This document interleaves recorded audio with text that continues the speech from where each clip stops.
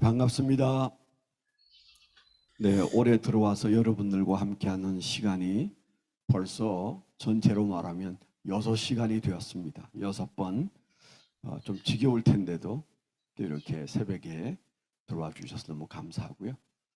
네, 오늘 그리고 다음 금요일 날 제가 말하려고 하는 멘토링의 핵심적인 키워드의 중요한 부분들을 이제 좀 가름을 하려고 합니다. 여러분들께서 경청해 주셔서 감사하고요.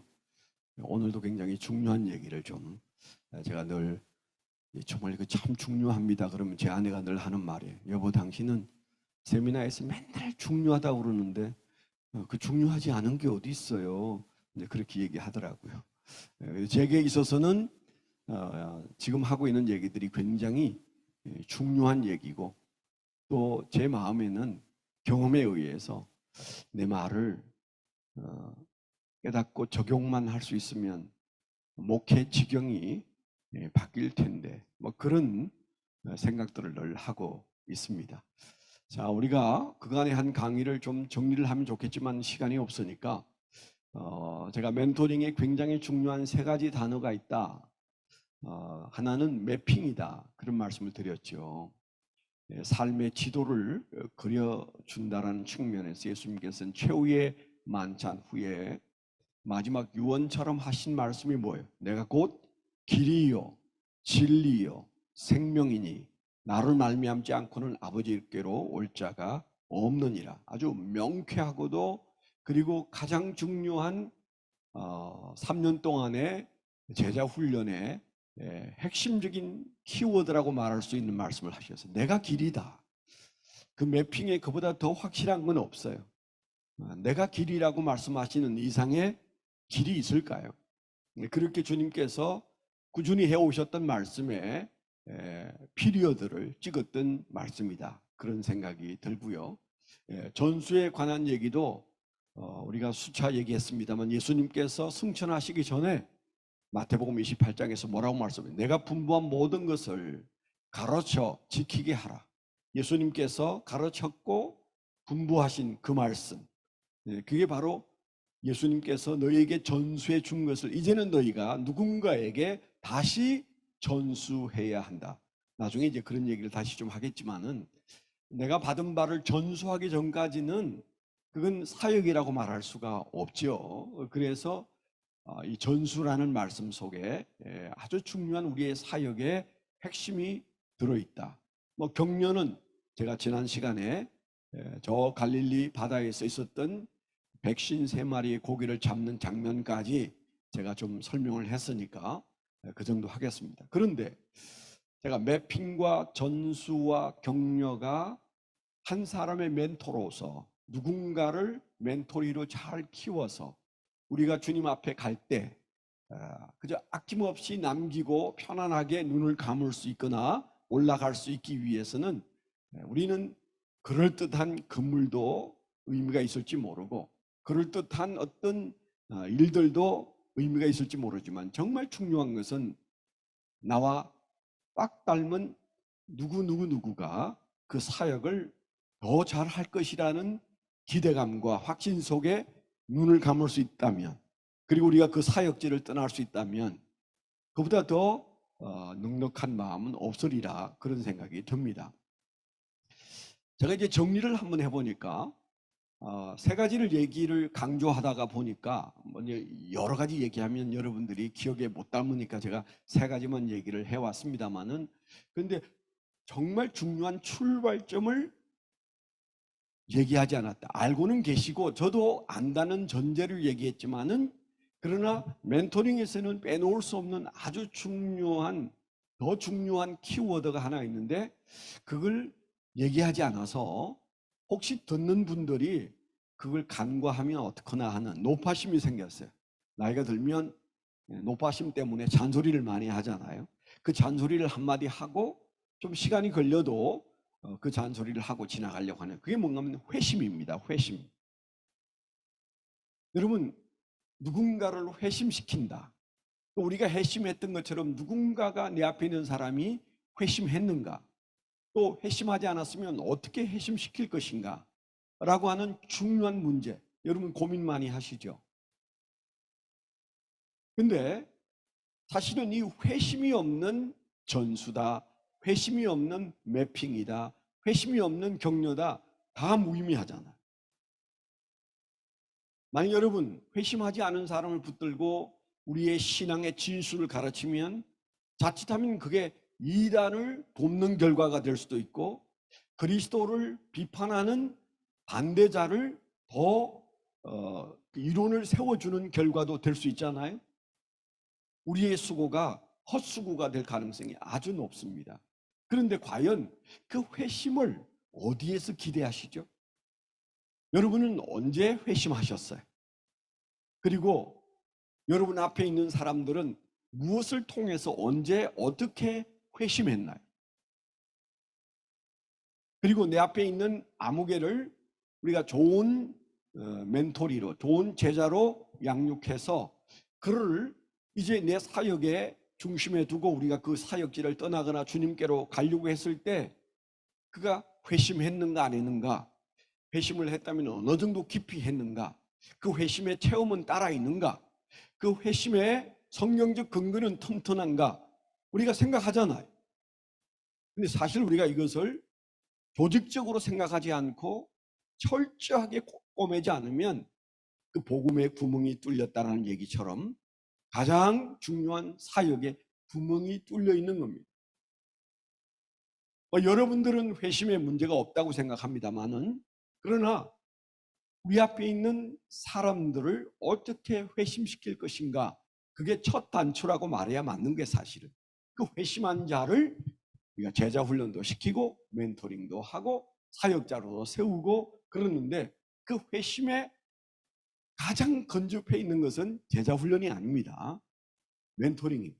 한 사람에 대한 관심을 가진 자가 해결해야 되는 가장 중요한 일은 그 사람을 회심시켜야 하고, 이 사람은 회심된 사람인지를 확인하고, 그 다음에 이제 우리의 모든 정성을 쏟아부어서 매핑과 전수와 격려를 불어넣을 것입니다. 예수님께서 그것을 간구하셨을까요? 아마 그러면 이런 질문이 있을 거예요. 가룟 유다 있었잖아요. 예수님이 마지막 사역의 순간에도 가룟 유다는 구원받지 못한 것처럼 말씀하셨으면 예수님도 한 사람 회심 못 시키고 끝나지 않았어요? 그렇게 말할 수 있을 겁니다. 맞습니다. 제가 지난번에도 가룟 유다 때문에 위로를 많이 받는다, 그런 말씀을 드렸고, 예수님이 십자가 매달릴 때 그 제자들이 다 흩어지고 갈릴리 바다에 가서 고기 잡는 모습을 보면서 많은 위로를 받는다, 그런 말씀을 드렸죠. 예수님의 사역의 현장에 있었던 그 모든 우리가 원치 않는 결과들에 대하여 일시적인 거지만 그걸 우리가 뭐라고 말해요? 예수님이 조금 더 노력하실 걸, 그래서 가룟 유다를 구원하고, 그리고 베드로가 그렇게 흔들리고 방황하고 제자들이 그렇게 흩어지고 하는 것을 막았어야 되는데 훈련이 부족하지 않았을까? 이렇게 생각하는 사람이 있을까요? 없잖아요. 우리는 감히 그런 생각을 하지 않습니다. 또 실제로도 절대 그렇지 않습니다. 예수님이 완벽하게 사역하셨음에도 불구하고 그런 일이 일어난다는 말은 무슨 말일까요? 우리가 어찌 해볼 수 없는 영역이 있는 거죠. 요즘에 그걸 신의 영역이라고 말하죠. 어쩔 수 없는 영역을 인정해야 돼요. 교육의 결과가 아닙니다. 우리가 자식을 키우지만 똑같이 신앙이 좋고 똑같이 위대한 믿음의 사람으로 자라는 것은 결코 아니지 않습니까? 그래서 우리는 그저 뿌리고 물을 주고 할 뿐입니다. 그건 그 말 그대로 성령의 영역입니다. 그러나 우리가 아무데나 물을 주고 아무데나 우리가 수고할 수는 없잖아요. 그것이 그러한가 하여 하지만은, 그러나 확률에 매달려야 되는데, 첫 번째 확률은 이 사람은 회심한 사람인가, 다시 말해서 이 사람이 정말 구원을 받은 사람인가, 우리가 물어야 되거든요. 그래서 내일 실제를 또 얘기하겠지만은, 저는 누구를 만나든 멘토링에 있어서 사역적 멘토링은 가장 비중을 두는 것이 구원입니다. 그 사람이 회심하지 않았는데 나를 통하여 회심했다면 멘토링과 그 이후에 따라오는 제자 훈련과 그 뒤에 따라오는 사역은 아주 쉬워져요. 그런데 이 첫 단초에 해당하는 회심이 정확하고 분명하고 뜨겁지 않으면 그 다음에 우리가 쏟아붓은 모든 것들은 글쎄요, 경우에 따라서는 반도 그 수확을 거두기 어려울 겁니다. 뭐 시간이 없어서 제가 제 얘기를 다 할 수는 없어요. 그런데 저도 믿는 가정에서 태어나서 교회 안에서만 성장하고 유행가를 부르는 것조차 죄라고 여기는 그런 시절을 살았고, 어렸을 때도 주일날은 죽어도 공부 안 하고, 월요일날 중간고사 기말고사 있어도 주일날은 공부하지 않는, 좀 뭐 고신적 신자가 아니었음에도 불구하고 그런 마음을 가지고 성장했어요. 그러면 모범적인 신앙생활을 했다고 볼 수도 있잖아요. 그런데 제가 신학교 1학년 들어갔을 때 내비게이터 한 목사님이 제게 던진 김형제 구원받았어요? 그렇게 잔디밭에서, 학교 잔디밭에서 물어보는 질문 앞에서 저는 대답은 잘했습니다. 잘 지나갔습니다. 그 전에 있었던 입학 시험 때 7분의 교수님들이 저에게 구원에 관해서 질문했을 때도 대답 잘하고 통과했어요. 담임 목사님의 어드바이스로 무난히 통과했습니다. 내비게이터 목사님의 질문도 잘 통과했어요. 그런데 제 안에서 새로운 질문이 일어났어요. 나 정말 구원받았을까? 그럼 그 증거는 뭔데? 내가 하나님을 봤나? 예수님을 봤나? 성령님을 느끼고 있나? 뭐 이런 질문들이 일어나면서 서서히 금이 가기 시작해서 1학년을 마칠 때는 너무너무 마음이 시끄러운 때에 놓여 있었습니다.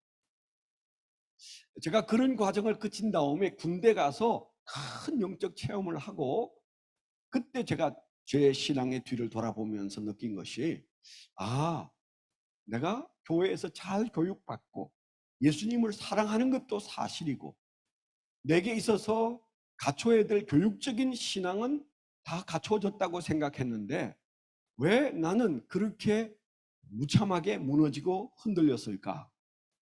나만 그런 게 아니고 그런 고통을 겪는 사람은 없었을까? 제 주변에 돌아봤을 때 뜻밖에도 말은 하지 않았어도 그런 분들이 많더라고요.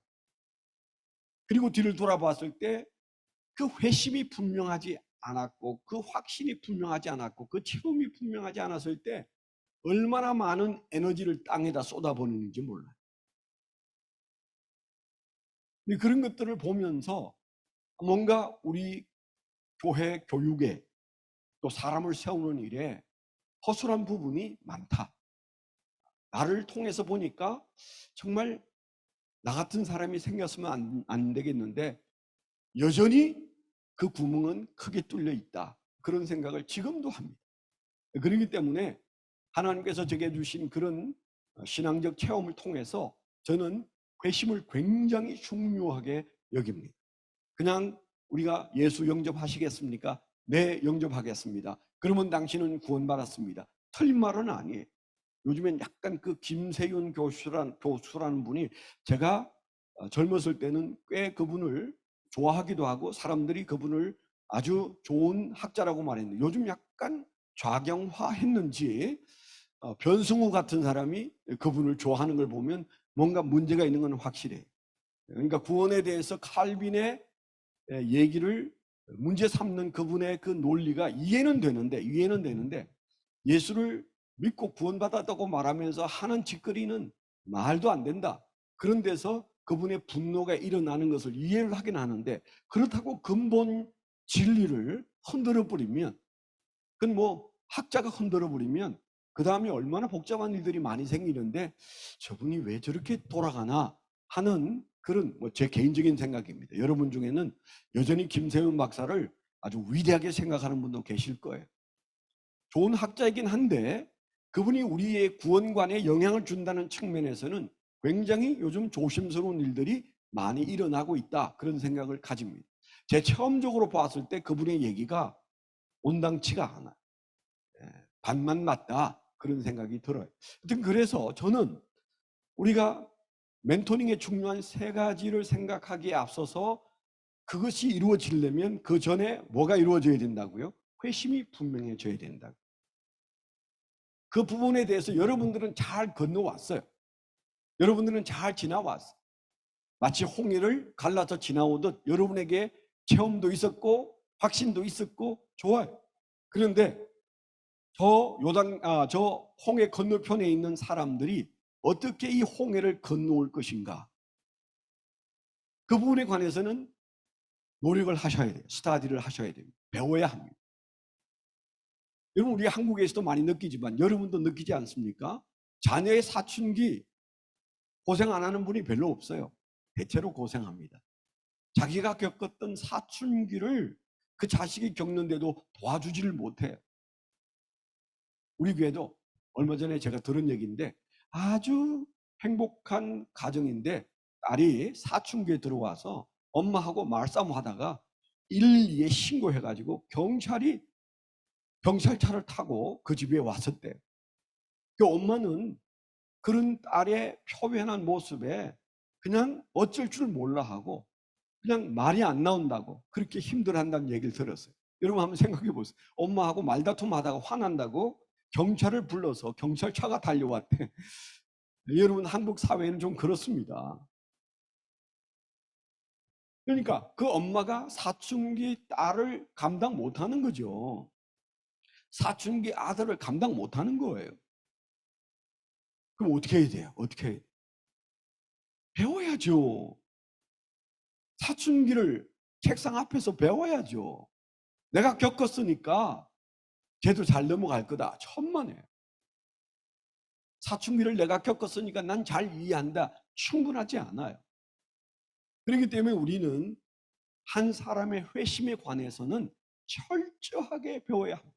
그리고 더더욱 지금은 신앙의 지평이 바뀌었어요. 옛날에는 우리는 금식 며칠 하고 부흥에 꾸준히 참석하고 산기도 가서 우리가 기도원 집회 참석하면 불이 떨어지고 진동이 일어나고 3일씩 눈물을 멈출 수 없고 환상도 보고 뭐 이런 일들이 많이 일어났었잖아요. 뭐 다는 아니지만 지금 그런 일들이 여러분 일어난다고 생각하세요? 아프리카에는 좀 있다고 합니다. 그래서 어떤 목사님 저보고 목사님 한 십몇 년 전 얘기인데 아프리카 갑시다. 거기에는 지금도 그런 일들이 일어난대요. 가서 좀 뜨겁게 만들어서 옵시다. 저보고 그러시더라고요. 얼마나 마음이 선호를 하면 그런 마음을 가졌겠어요. 저희 세대는 어린 시절에 유치부 때부터 부흥회를 참석한 사람들이라 그 뜨거움이 뭔지를 좀 알아요. 근데 지금 그렇습니까? 지금은 교회 안에서 부흥회를 해도 가슴이 약간 따뜻해지고 그리고 말아요. 펄펄 끓는 임계치의 신앙의 체험이 도달하지 않아요. 끓어야 다음 세계가 열리는 거죠. 제가 늘 하는 얘기인데 온도, 신앙은 온도다. 그렇게 말하면서 제가 하는 얘기가 있습니다. 1년에도 우리가 수많은 사람들을 보면 마음을 다잡았는데도 어떤 사람은 변화에게로 가고 어떤 사람은 변질에로 가는데 변화와 변질의 중심에 뭐가 있을까요? 온도가 있어요. 온도가 있어요. 적당한 온도는 우리를 아주 빠르게 변질되게 합니다. 뜨거운 정도로도 문제 해결이 안 돼요. 임계점에 도달해야 돼요. 그래야 끓는다고요. 그러면 전혀 새로운 세계가 열립니다. 신앙도 저는 경험적으로 똑같다고 생각합니다. 그런데 그 임계점에 끌어올리기가 얼마나 어려운지 몰라요. 어떻습니까? 여러분 안 그렇습니까? 선교지는 더 그럴 거라고 생각합니다. 장작불을 떼가지고 그걸 그냥 몇백 도로 올려서 물을 끓게 해야 되는데 이게 신앙의 장작이 없어. 어디 가고 없어. 따뜻하게 불 쬐는 정도는 괜찮은데 임계점에 도달케 하는 건 정말 어려워요. 그 고민하셔야 돼요. 어떻게 해야 내 멘토리의 신앙을 임계점에 이르게 해서 회심의 진한 체험을 하게 해서 죽을 때까지는 그 마음이 흔들리지 않게 만들어 놓을 것인가 고민해야 됩니다. 우리 방법으로는 우리가 겪었던 방법으로는 그게 쉽지가 않아요. 그렇죠? 그런 방법은 이제 지나간 옛 얘기가 된 것 같습니다. 성령님은 그렇게 다시는 역사하지 않는 것처럼 여겨질 때가 많아요. 그러면 우리는 뭐예요? 그러면 또 무슨 방법이 있지? 김용호 목사가 말하는 다음 주에도 제가 얘기할 그런 방법이라도 끌어와야 돼요. 내가 겪었던 임계점에 도달했던 많은 체험들, 그게 끌어올리기에는 상황적으로 같지 않은 경우가 굉장히 많다. 저는 선교사님의 상황은 우리보다 훨씬 더 어떤 사람의 신앙을 임계점에 끌어올려서 회심케 하는 데에는 어려울 거라고 생각합니다. 또 어떻게 헤쳐나가는지 좀 궁금해요. 선교제에 가면 정말 저 선교사님은 한 불쌍한 영혼을 구원하되 그를 다시는 배반하지 못할 사람으로 강한 회심을 일으키는 방법을 어떤 방법을 가지고 있나 제가 궁금해하면서 많이 살펴봐요. 근데 대체로 저는 아하, 그 방법이 뾰족한 방법이 별로 없구나. 어쩌다가 그렇게 변화된 사람들이 그 주변에 있기는 하지만 체계적이고 조직적이고 교육적이고 그리고 우리가 그것을 실현 가능한 어떤 노하우가 있구나 그렇게 보여지는 케이스가 많지 않다는 거. 그래서 여러분들이 오늘 첫 시간에 원래 말하려고 했던 게 아닌데 이게 놓친 것 같다는 생각을 가지고 그 회심 얘기를 좀 하는데요. 회심 얘기를 하면서 제가 좀 한 가지 우스갯소리를 좀 하도록 하겠습니다. 저는 제 신앙을 의심하지 않은 채 중학교 2학년 때 목사가 될 소명을 받았고 그리고 잘 준비하고 그리고 신학교를 가기까지 많은 경제적인 고생과 여러 가지 고생을 하면서 훈련을 받아서 신학교에 갔는데 아까 말씀을 드린 것처럼 4월 달에 내비게이터 어떤 리더 목사님과 대화를 하는 중에 저에게 김형제 구원 받았어요? 그렇게 묻는 질문이 제 마음속에 껌딱지처럼 딱 붙어가지고 안 떨어지면서 그게 이제 염증을 일으키기 시작하는데 얼마 후에는 굉장히 어려운 상태까지 내려갔어요. 모든 게 회의로 오더라고요. 참 그것도 가슴 아픈 일입니다. 그렇지 않은 친구도 있어요. 최근에 은퇴한 제 친구 한 분은 원주에서 목회를 하다가 이제 아주 잘하던 목회를 은퇴를 했는데 그분이 저하고 같은 룸메이트인데요. 같은 동갑내기 같이 신학교 온 그 친구는 그때도 불이고 과정 중에서도 불이었고 지금도 불이에요. 얼마나 뜨거운지 몰라요. 제가 흔들리는 모습을 보이고 얘기하면 이해를 못해요. 이해를 못해요. 왜 그래요? 왜 그래? 이 좋은 예수를 믿으면서 왜 그렇게 우울하고 힘든데 이해를 못하더라. 참 이해 못하는 사람하고 같이 사는 것도 힘듭니다. 그 사람은 겪어보지 않은 일을 저는 겪고 있었거든요. 그러다가 이제 돌출구가 그 다음에 군대를 가는 거였고 군대 가서 약 1년 반 정도 됐을 때 하나님께서 큰 영적 체험을 주셔서 그 문제가 해결이 됐어요. 그런데요. 제가 군대에 있을 때, 죄송합니다. 1학년 때, 신학교 1학년 때, 1973년 신학교 1학년 때 제 마음이 흔들리니까 그때 읽는 책들은 전부 다 반기독교적인 책들을 손에 쥐고 있더라고요. 그러니까 그 은혜가 사라지고 은혜가 있고 사이에 많은 것들이 변하는데 그래서 정말 회심한 사람에게는 3P가 있다. 그런 말 하잖아요. possession, 물질에 대한 생각이 바뀐다. people, 주변에 있는 사람이 바뀐다. 그리고 purpose, 목적이, 삶의 목적이 바뀐다. 뭐 이제 그렇게들 얘기하는데 제가 영적으로 회의에 빠지니까 제가 들고 있는 책들이 전부 다 반기독교적인 책들이었어요. 근데 별 생각 없이 읽었던 책 한 권이 있는데 그게 임어당이 쓴 생활의 발견. 그 당시에는 꽤 유명한 책이었어요. 생활의 발견을 제가 읽었습니다. 근데 그 뒷부분에 가면 목사 아들이고 세계적인 석학이고 그리고 노벨상을 받니마니 그랬던 사람인데 그분이 그 뒤쪽에 자기가 예수를 믿지 않는 이유를 쭉 얘기하고 있어요. 한 5가지 정도. 그런데요. 선입관은 뭡니까? 이분은 목사 아들이다. 그리고 정말 훌륭한 석학이다. 그런 전제를 가지고 있는데 자기가 예수 믿지 않는 이유를 쓰기 시작했는데 첫 문장부터 저를 흔들리게 했어요. 그걸 다 읽다가 정말 마음이 흔들렸어요. 그분의 얘기를 반박할 말이 단 한마디도 없더라고요. 이 말을 반박하고 싶은데 반박할 힘이 없었어요. 그때 제가 읽었던 책, 지금도 똑같은 책은 아니지만 그땐 도서관에서 빌려서 읽었지만 제가 그 뒤에 책을 사지 않았겠어요? 이 책입니다. 생활의 발견. 여튼 이 책을 읽고 마음이 무너져서 얼마나 힘들었는지 몰라요. 그 다음 놀란 것이 슈바이처였어요. 슈바이처. 제가 초등학교 5학년에 엄청 좋아했던 분이 슈바이처였어요. 그런데 그분의 신학과 사상을 접하면서 신학교 때 이건 또 뭐야?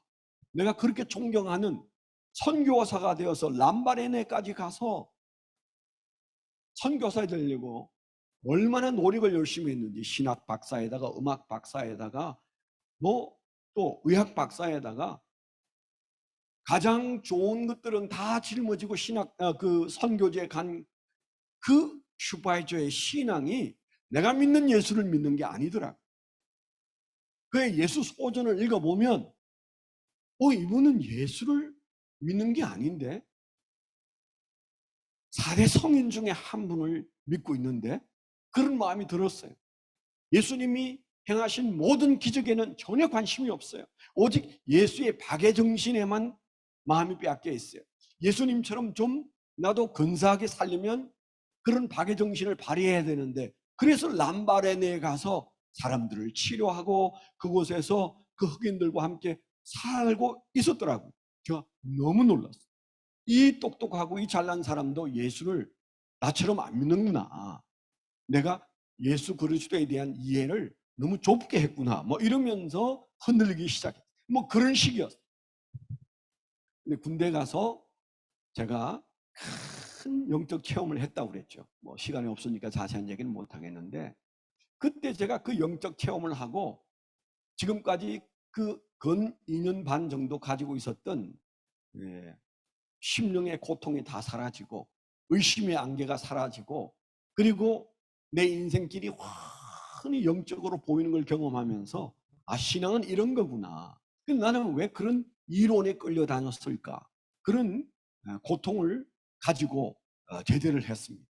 제가 이태원에서 사업을 하고 있을 때 교보문고가 처음 만들어졌어요. 그 빌딩이 들어서고 교보문고의 문을 열었는데 궁금하니까 제가 어느 날 교보문고에 갔어요. 그래서 그 지하에 있는 교보문고에 들어섰더니 여기 이제 여러 장르가 있는데 기독교 책들이 모여 있는 곳이 저만큼 보였어요. 그래서 제가 이제 뚜벅뚜벅 걸어서 갔는데 그 기독교 서적들 앞에 좌대에 새로 나온 신간들을 세워놓고 선전을 하기 위해서 이렇게 보여주는데 제 눈에 딱 들어온 책 한 권이 이교도에서 기독교도로 그런 책이 있었어요. 이교도에서 기독교도로.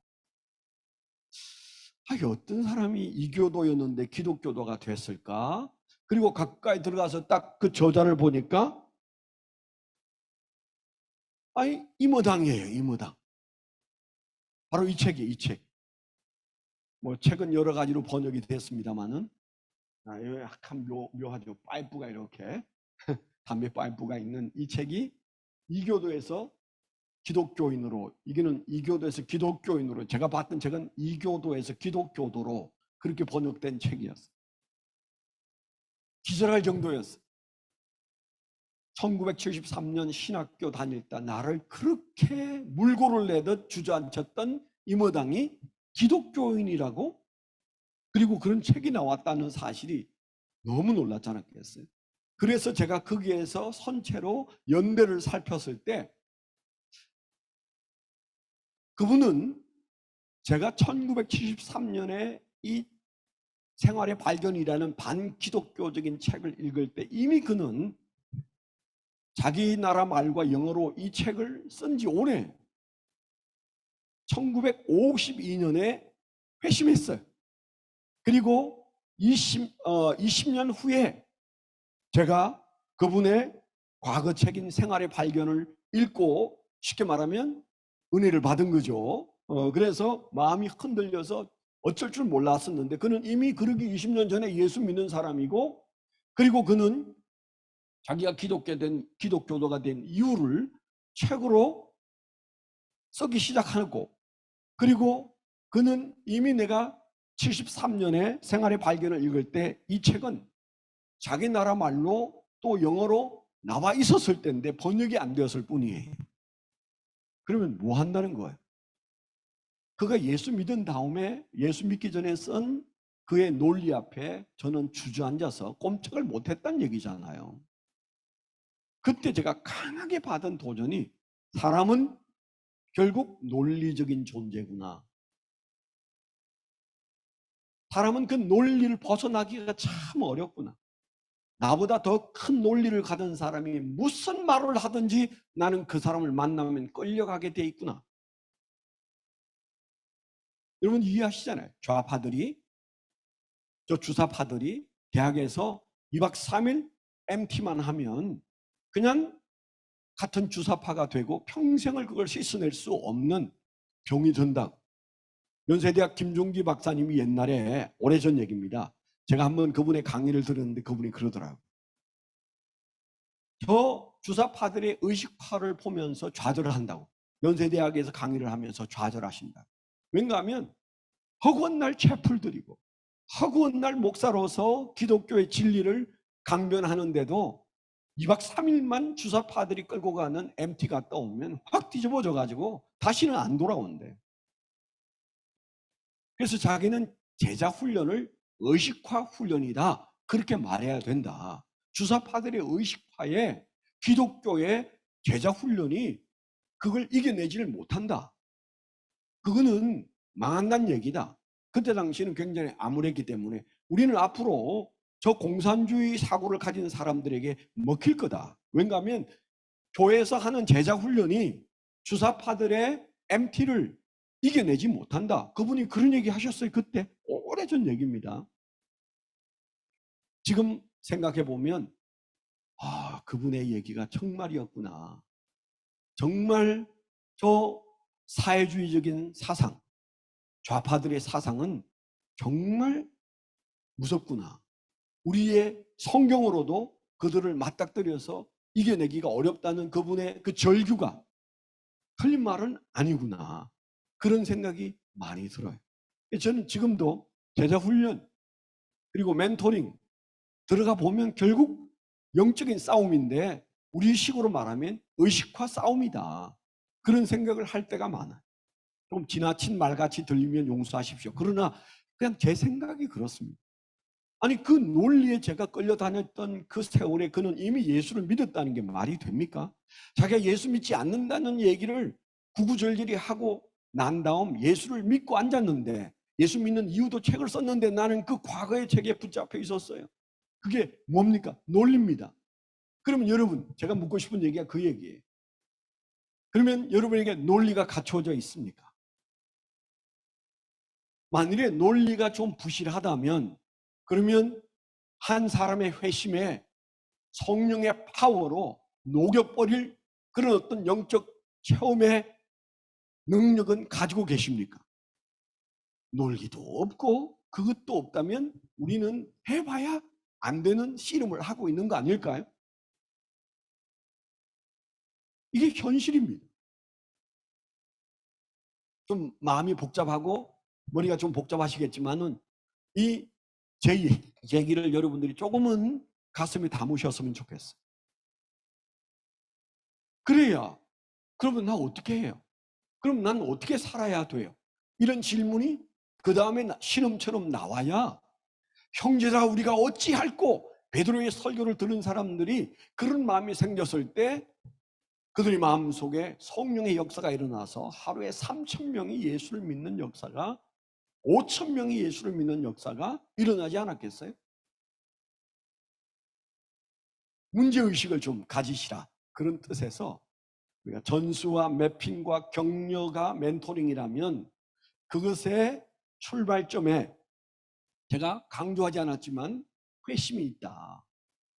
그게 또 그냥 지적으로 인정하는 그런 단계에서 영접한 것 가지고 다 됐다고 생각하면 그가 대마처럼 바울 사도에게 대마처럼 굴듯이 그런 문제가 안 일어난다는 증거가 어디에 있어요? 제가 사람들을 겪어보니까 나를 통하여 깊이 회심한 사람, 구원의 깊은 세계를 맛본 사람, 예수님에게 나는 생명을 빚진 자라고 눈물이 줄줄 흐르는 사람, 그 사람은 배반 안 하더라. 적어도 나를 통해서 그런 체험을 한 사람은 내게는 대들지 않더라. 그러면 되잖아. 이 부분이 잘 안 돼서 우리가 간다면 심각한 거죠. 제가 휴스턴 서울교회라는 최영기 목사님 교회 연수를 갔는데 거기에 독특한 게 있더라고요. 다 잘하는데 하나가 좀 마음에 안 든 게 있었는데 그게 뭔가 하면 예수 영접 모임이라는 것을 하는데 영접은 담임 목사 나만 시킨다. 목자들이 그거 하지 마라. 영접은 내가 시킨다. 그리고 침례는 내가 준다. 영접을 내가 시키고 침례도 내가 준다. 저희가 하고 있는 방법과 정반대였거든. 당신이 누군가를 멘토링 한다면 그 사람 예수 영접시키고 구원시킨 그 놀라운 즐거움을 당신이 누려야 된다. 그것처럼 귀한 게 없다. 제가 이제 이렇게 늘 가르치는데 그분은 영접은 아무도 건드리지 마. 내가 할 거야. 담임 목사가 하는 거야.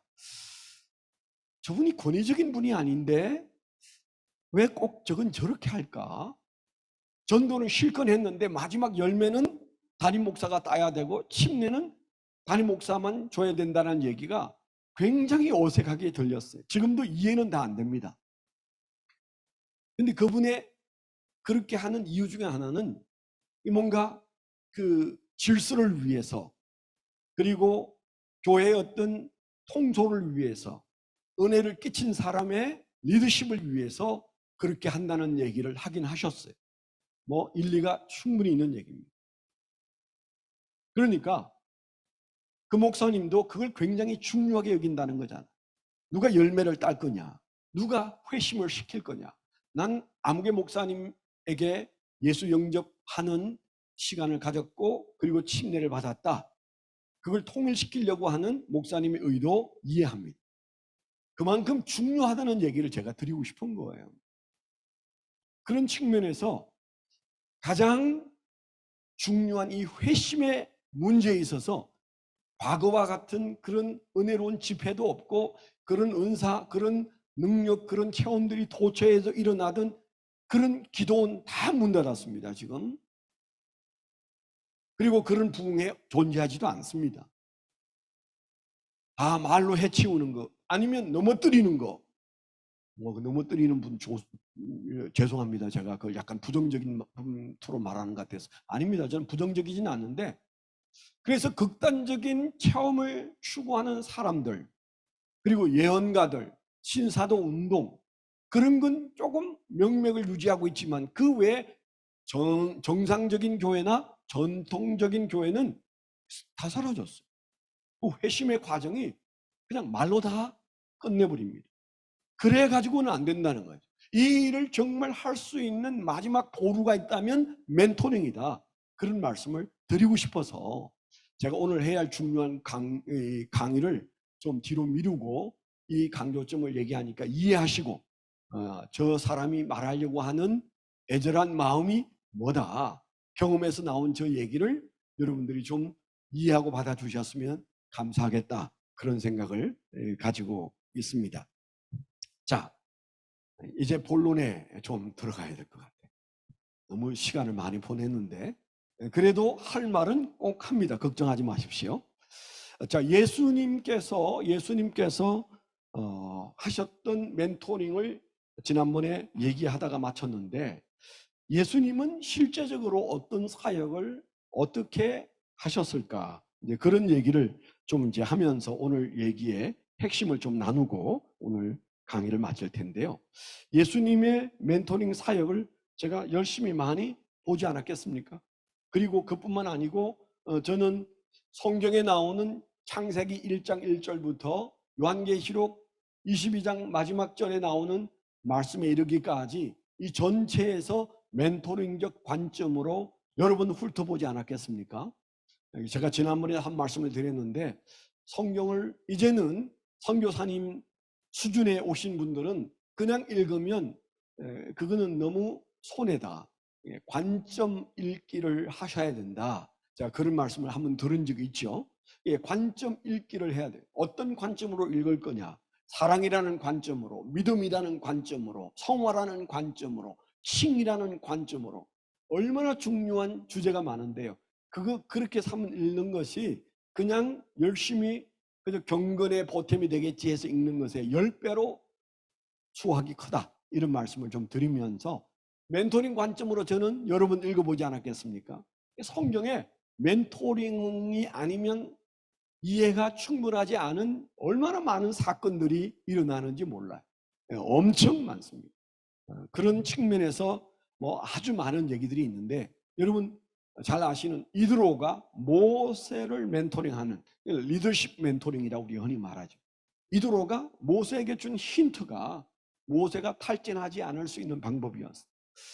그 다음에 모세가 요수아, 그의 종이었던 요수아를 멘토링하고 그를 세워서 가나안 땅으로 들어가게 만드는, 이건 성경에 나오는 몇 안 되는 멘토링의 극대화를 설명하는 부분이다. 그렇게 말할 수 있어요. 그 다음에 우리가 잘 아는 사무엘과 사울의 관계, 사울 왕의 관계. 사무엘 선지자가 멘토링에서 실패한 케이스지 않습니까? 실패한 멘토링이 있는 거죠. 그 다음에 요나단과 다윗은 엄청난 멘토링적 주제를 안고 있습니다. 요즘에 그 동성애를 주장하는 사람들이 이 요나단과 다윗을 끌어와서 자꾸 말하려고 해. 이 나쁜 인간들이. 그걸 왜 동성애로 가져가느냐고요. 두 사람은 동성애 관계가 맞았다. 저 봐라. 구석구석을 끄집어내가지고 얘기하는데 기가 딱 막힙니다. 아니고 이 요나단과 다윗의 관계는 멘토링적 관계로 이해하면 다 풀리고 다 보입니다. 다윗이 그냥 양치기 소년이 어떻게 그런 리더십을 발휘하고 전쟁에 한번 이기거나 골리앗을 한번 넘어뜨리는 건 양치기도 할 수 있어요. 그런데 한 나라의 그 불란스러운 나라, 쪼개져 있는 그 나라, 사울이 지배했던 그 나라에서 그가 견디면서 그 나라를 통일해서 왕이 되는 과정까지 일어났던 그 리더십은 도대체 어디로부터 왔을까요? 물론 하나님이 주셨죠. 그럼 할 말은 없습니다. 하나님이 공중에서 떨어뜨리는 건 몇 개 없습니다. 그렇지 않아요? 하나님이 우리에게 주시는 건 맞는데 하나님이 공중에서 낙하산으로 내려보내주는 건 몇 개 없어요. 말해봐요. 없어 별로. 다 사람을 통해서 내려보내주시는데 그 다윗을 다윗 되게 한 사람이 누구냐? 왕의 아들인 요나단이었어. 잘 준비된 요나단과 멘토링 관계에 들어가니까 그냥 요나단의 지식과 성품과 리더십이 그냥 물이 흘러가듯이 다윗에게로 흘러 들어갔다. 멘토링에서는 그렇게 말합니다. 참 묘한 얘기잖아요. 그 다음에 엘리야와 엘리사 관계, 스승과 제자의 멘토링 모델입니다. 스승은 어떠해야 하고 제자는 어떠해야 되는가? 멘토링이 이제 수직적 멘토링이 있고 수평적 멘토링이 있고 상향 멘토링이 있어요. 낮은 데에서부터 위로도 멘토링 할 수 있어요.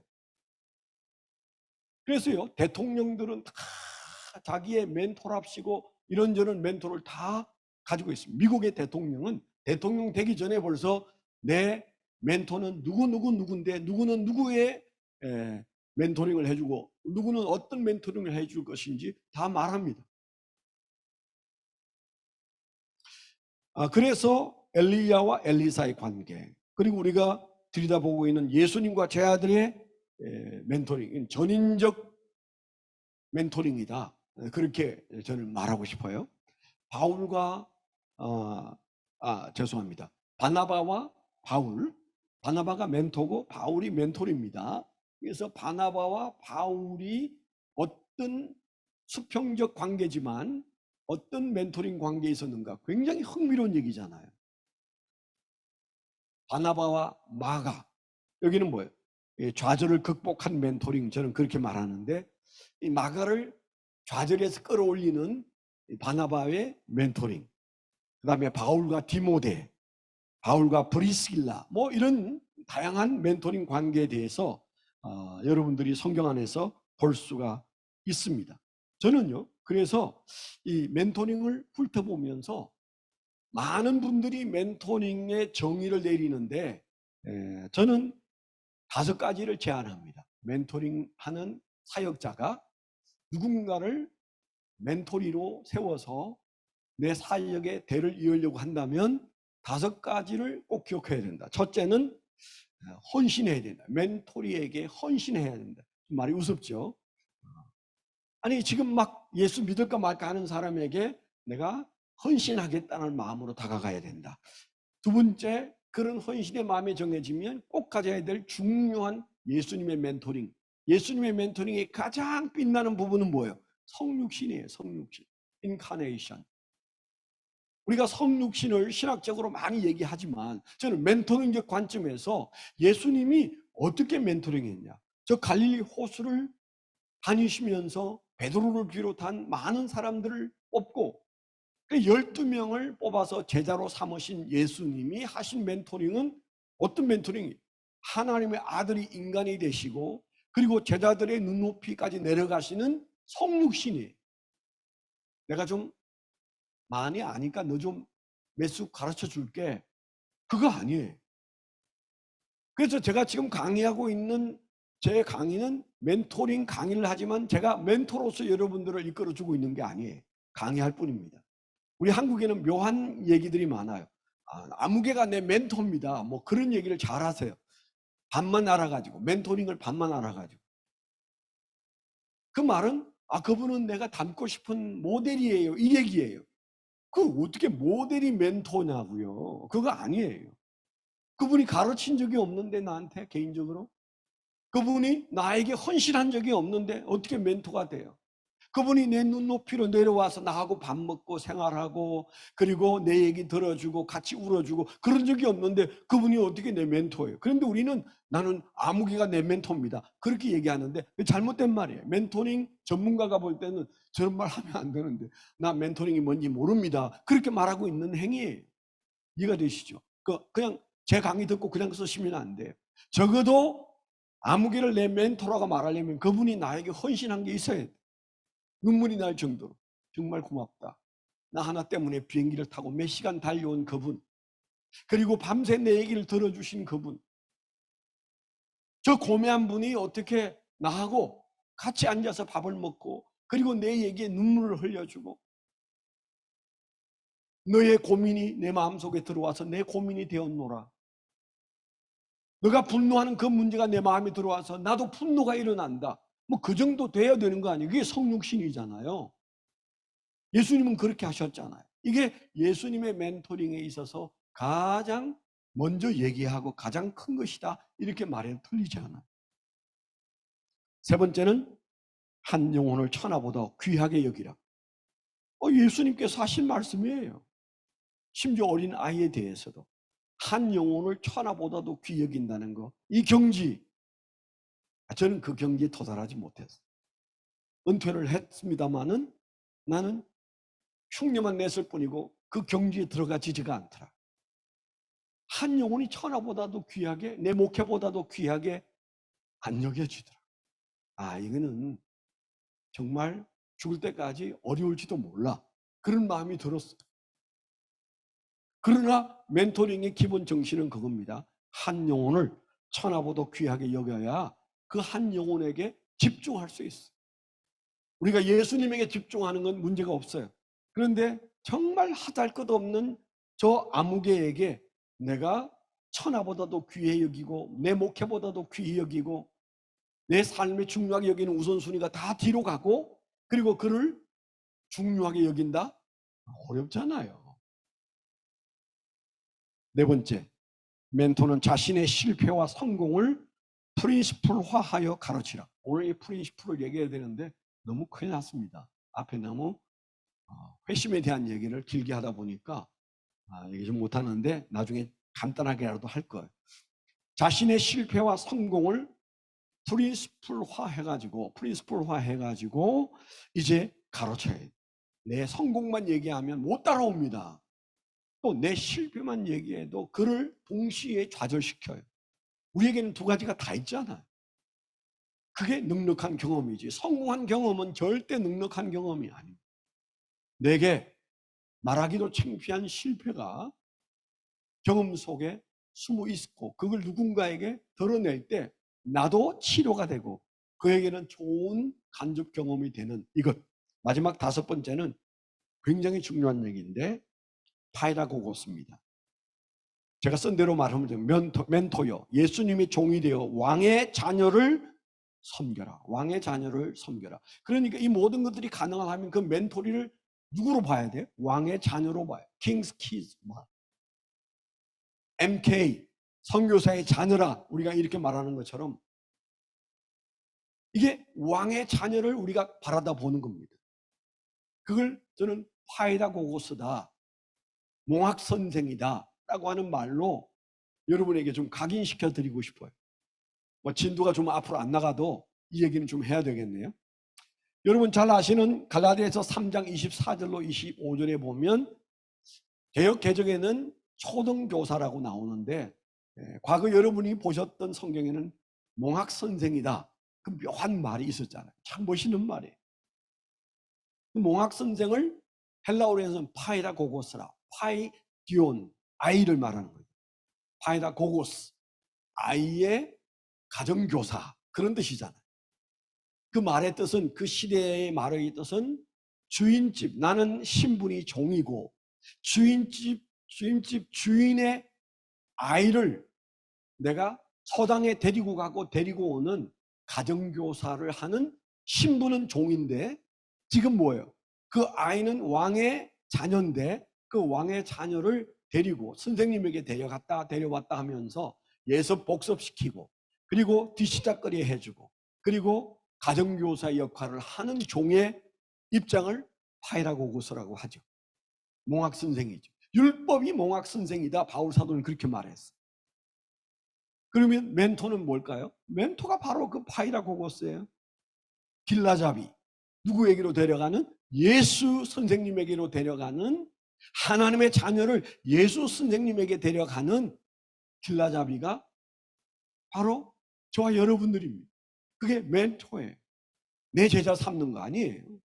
예수 제자인 그를 예수 제자답게 만들기 위하여 내 신분은 종입니다. 종. 둘로스. 종인데 그런데 이 신분을 가진 내가 잠시 그 아이에게는 뭐예요? 선생님이 되어서 예수님에게로 데려가는 예수님을 제대로 배우게 하고 예수님을 만나게 하는 날마다 그 아이를 손잡고 구구단 외우면서 예수님에게 인계하고 예수를 직접 만나 배우게 만드는 그 가정교사가 파이다고고스, 몽학선생이죠. 멘토는 그런 사람입니다. 세상이 말하는 멘토링의 멘토와는 전혀 다릅니다.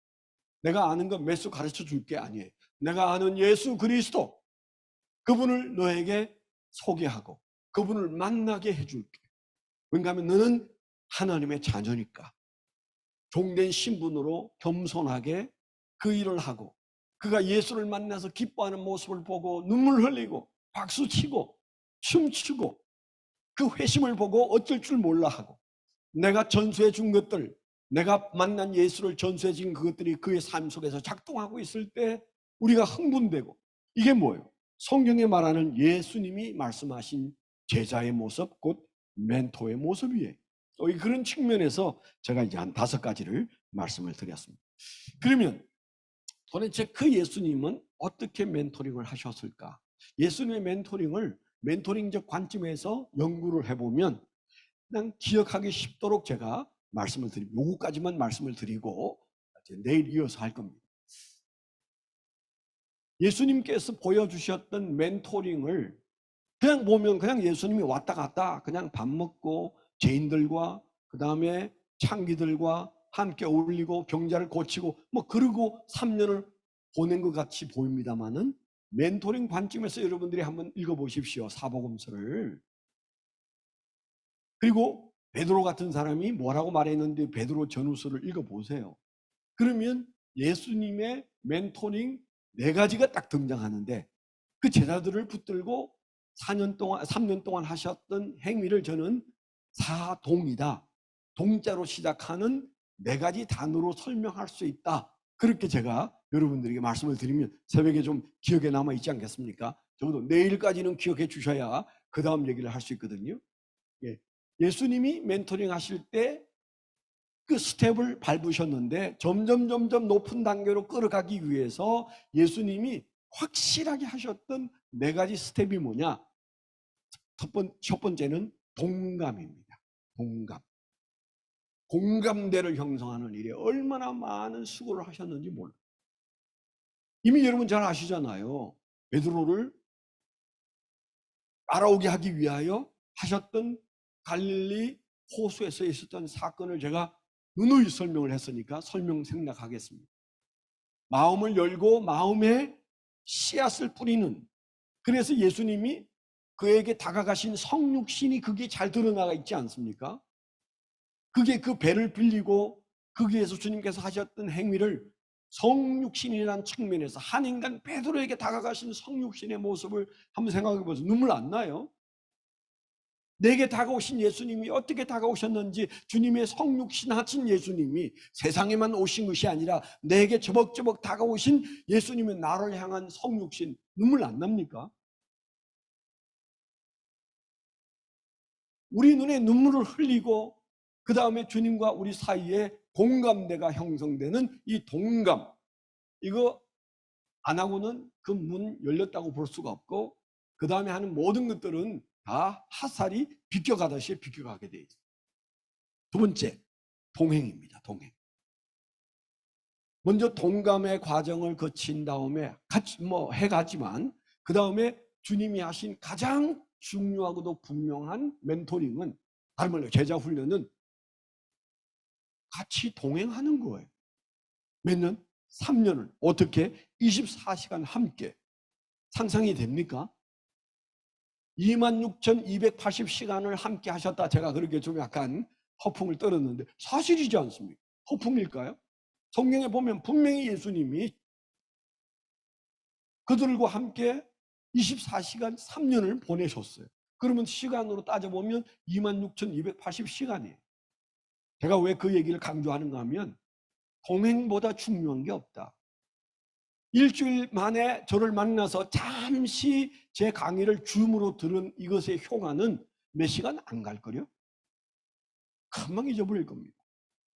다음 월요일 날 좋은 강사가 나타나면 김종훈 목사의 포자도 잊어버릴 거예요. 왜 그렇습니까? 접근 방법이 틀려서 그래요. 동행하지 않았기 때문이에요. 예수님이 미련해서 이 세상에 와서 그냥 꼴랑 33년 사시면서 그 중요한 3년, 가장 하이라이트인 3년을 그냥 함께 생활했겠습니까? 그 가장 중요한 교육적인 의미가 뭐냐? 우리가 생각하면 엄청나다. 주님은 목표가 뚜렷했다. 그렇게 말할 수 있어요. 자, 그래서 동행입니다. 동행. 마음을 열고 마음에 씨앗을 뿌렸다면 그 다음에 뭐예요? 정원 가꾸기. 이렇게 말할 수 있을 거예요. 그래서 예수님께서 정말 기다리시면서 26,280시간을 기다리시면서 그들에게서 조금씩 이제 뭔가 싹이 터서 올라오기를 기다리고 가꾸시고 하신 시간이 동행입니다. 그 다음에 일어나는 중요한 결과치가 뭘까요? 동화입니다. 동화. 이 중요하잖아요. 예수님과 동화되어 있는 제자를 보게 되는 겁니다. 아무리 많은 말을 해도 동화되지 않으면 아직 아닌 거죠. 내하고 생각이 다르면 아닌 거죠. 여러분, 한국 교회가 망해가는 이유가 뭔지 아세요? 목회자들이 지금 우리 시국이 너무 심각하다. 이 나라가 이렇게 하면 망한다. 목회자가 그런 말 못합니다. 이찬수 목사님이 그 얘기하는 거 보셨어요? 유기성 목사님이 그런 얘기하는 걸 보셨어요? 김동원 목사님이 그 얘기하는 걸 보셨어요? 세덴교회 목사님이, 소강성 목사님이 그 얘기하는 거 보셨어요? 안 하잖아요. 왜 안 할까요? 왜 큰 교회 목사님, 영향력 있는 목사님들이 안 할까요?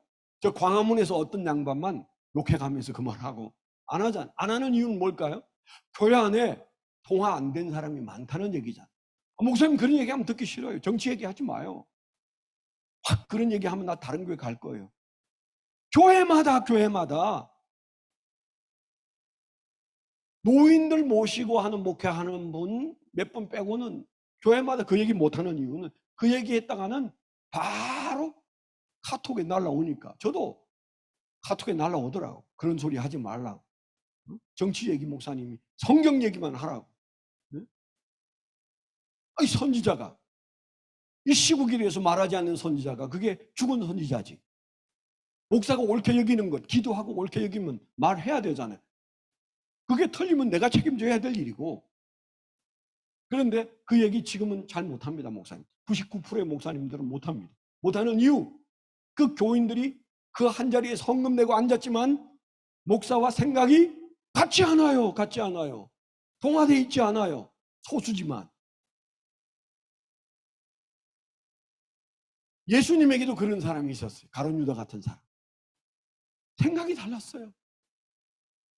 이때가 팔 때다. 그래서 팔았잖아.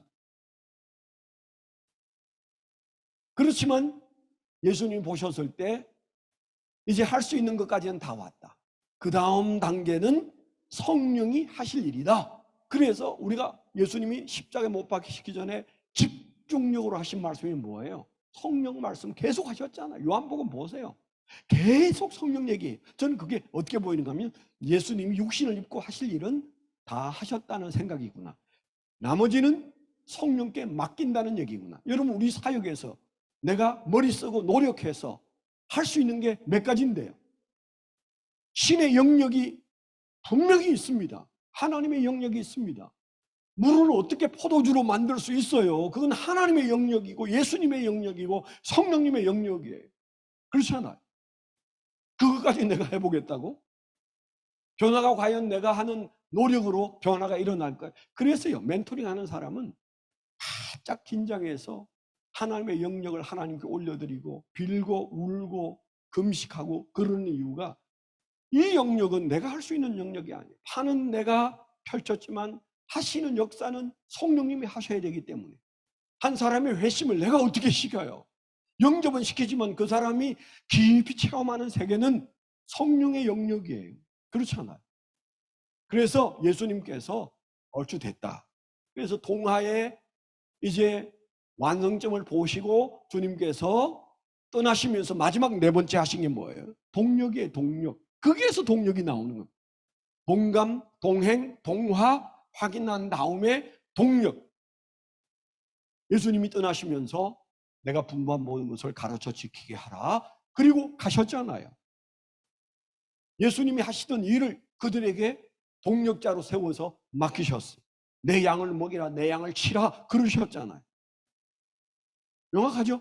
예수님이 하신 사역이 멘토링적 관점에서 보면 너무도 스텝 바이 스텝 명확한 것을 우리가 그냥 주먹구구식으로 이거 먼저 저거 먼저 우왕좌왕 하다가 보니까 결국은 스텝이 밟아져야 됩니다. 제가 제자 훈련을 모르는 목사님과 제자 훈련을 아는 목사님을 가려내는 영안이 있어요. 해안이 있어요.